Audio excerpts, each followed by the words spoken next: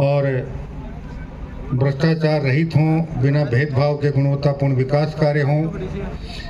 जनप्रतिनिधि और आम आदमी जब भी सरकारी किसी भी स्थानीय निकाय के कार्यालय में जाए तो उनके साथ सम्मानजनक व्यवहार हो। मैंने अधिकारियों को भी निर्देश दे दिए हैं कि वो अपने अधीनस्थ को पाबंद कर दें कि जनप्रतिनिधि के साथ समन्वय रखें और आम आदमी जो भी कार्यालय में किसी काम से आए उसके साथ सम्मानजनक व्यवहार करें।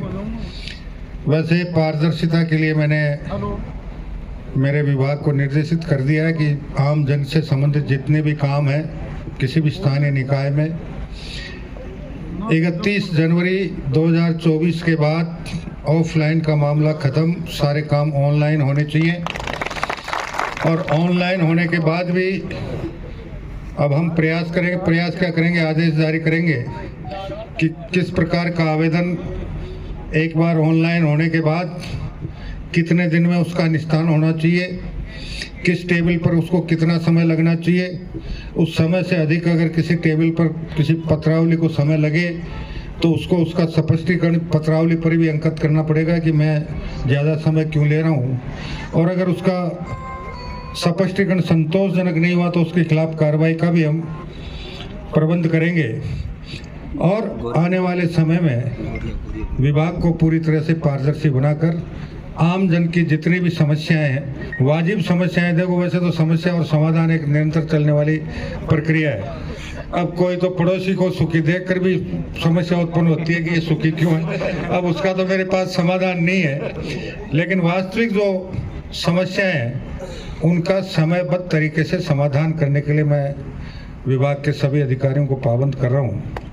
और उसके अलावा कुछ बड़े पिछले 5 साल के मामले थे, उनके बारे में भी मैंने सूचनाएं मांगी हैं। सूचनाएं तैयार हो रही हैं, उससे पहले विभागों में और जिन लोगों ने गड़बड़ी की थी उनमें हड़कंप मचा हुआ है। इसके साथ ही पिछले 5 साल में स्थानीय निकायों के साथ जो भेदभाव हुए आर्थिक अनुदान में, उसकी भी सूचना मांगी है।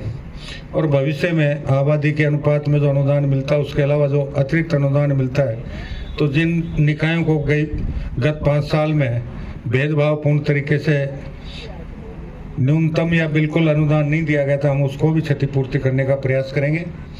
इसके अलावा कई जगह से शिकायत है कि वार्डों के गठन में इस कांग्रेस के राज में काफ़ी गड़बड़ियाँ हुई हैं, उसको भी मैं यहाँ से जाने के बाद संज्ञान में लेकर अगर वास्तव में गड़बड़ी है तो पुनः एक ऐसी प्रक्रिया के तहत वार्डों का पुनर्गठन करवाने का प्रयास करेंगे जिसमें किसी प्रकार की कोई कोताही नहीं बरतेगी। इसके अलावा और भी कुछ जो भी सुधार मुझे करने होंगे उसको भी मैं प्रयास करूंगा। इसके लिए तो वो पहले आदेश कर चुका, सूचनाएं मांगी है। जब तक देखो विधिवत पुख्ता सूचना नहीं है तब तक मेरा ये मानना है कि बिना मतलब अपने कोई बात नहीं करनी चाहिए। इसके अलावा भी कुछ और भी समस्याएं जिनके बारे में मेरा विचार, तो मैं आप लोगों से मेरा एक अनुरोध है कि आपके पास भी स्थानीय निकायों के बारे में शहरी विकास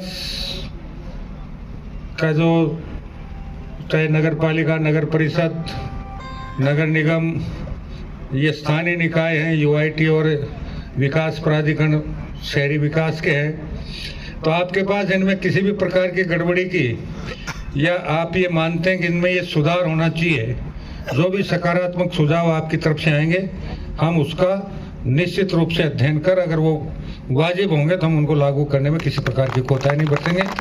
मैं उम्मीद करूंगा कि इस काजल की कोठरी को चंदन की कोठरी बनाने में आप सब लोगों का सहयोग, समर्थन, स्नेह, प्यार, आशीर्वाद लगातार जब तक मैं इस पद पर हूं तब तक मिलता रहेगा। और आप सबके सहयोग से इस काजल की कोठरी को हम बहुत जल्दी चंदन की कोठरी में परिवर्तित करने में सफलता प्राप्त करेंगे। इसी आशा और उम्मीद के साथ आप सभी